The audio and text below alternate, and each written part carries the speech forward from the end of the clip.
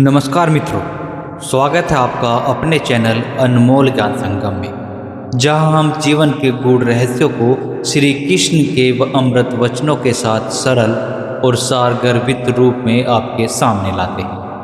आज का विषय है मनुष्य के सर्वनाश का मूल कारण क्या है, और इसका उत्तर स्वयं भगवान श्री कृष्ण ने श्रीमद् भगवत गीता में स्पष्ट रूप से दिया है। अर्जुन के मन में जब युद्ध के मैदान में संशय पैदा हुआ, जब वह मोह, ममता और भ्रम में उलझ गया, अर्जुन ने कुरुक्षेत्र के मैदान में अपना धनुष नीचे रख दिया और कहने लगा, मैं अपने बंधुओं से युद्ध नहीं कर सकता। तब भगवान श्री कृष्ण ने पहला उपदेश दिया। वह आज भी उतना ही प्रासंगिक है। उन्होंने कहा, हे पार्थ, इस कायरता को मत अपनाओ, यह तुम्हारे लिए शोभा नहीं देती। हृदय की दुर्बलता को त्यागो और खड़े हो।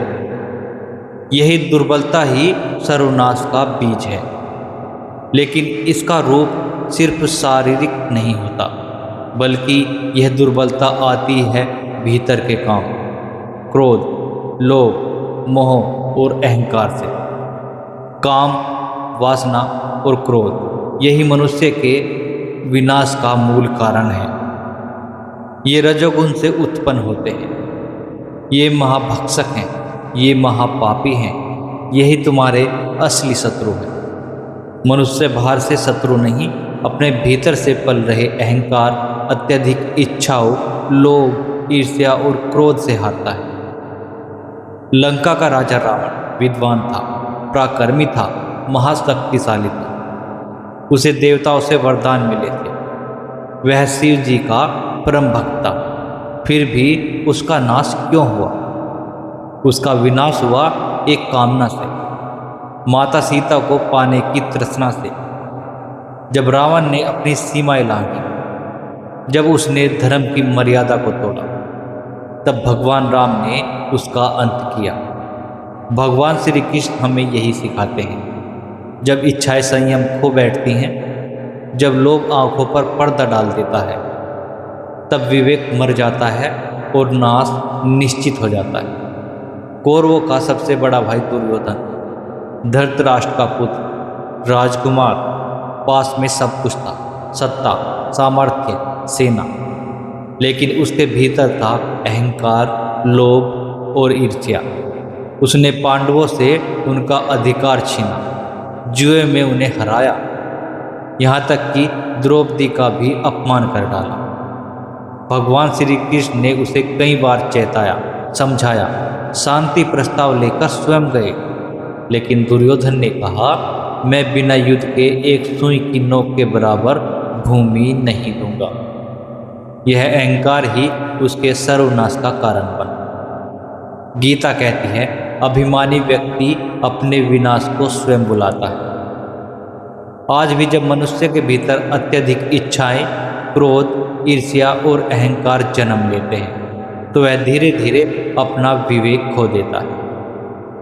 यही उसकी निर्णय क्षमता को नष्ट करता है, रिश्तों को बिगाड़ता है और अंततः सर्वनाश की ओर ले जाता है। तो समाधान क्या है?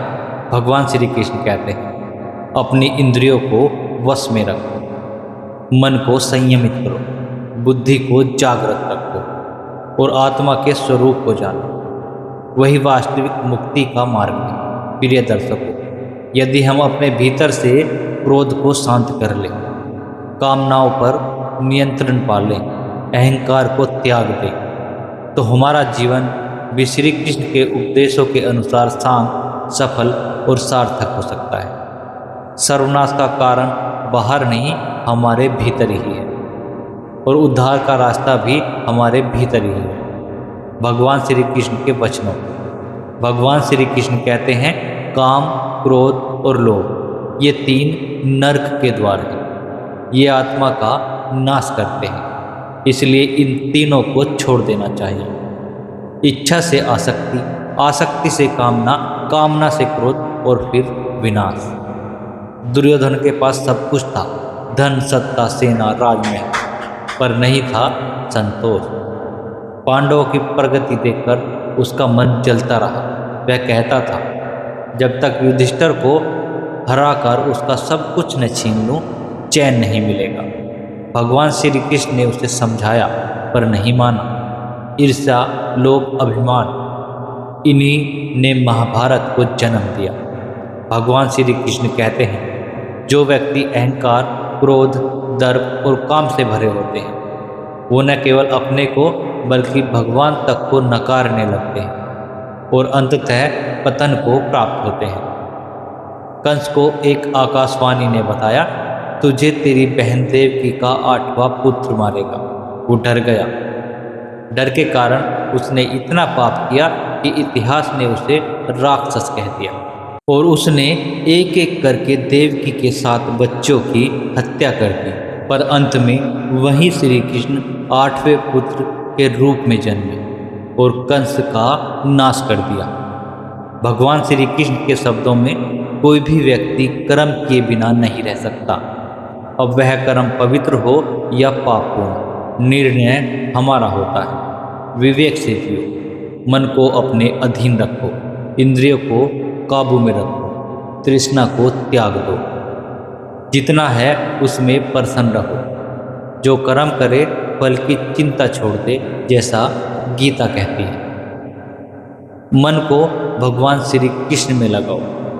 जिस मन में भगवान श्री कृष्ण बस जाते हैं, वहाँ काम, क्रोध, लोभ, मोह टिक ही नहीं सकते।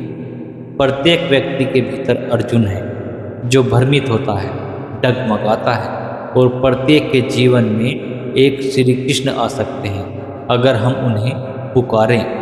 तो उठो, जागो, अपने अंदर के रावण, दुर्योधन, कंस को पहचानो और समाप्त कर दो।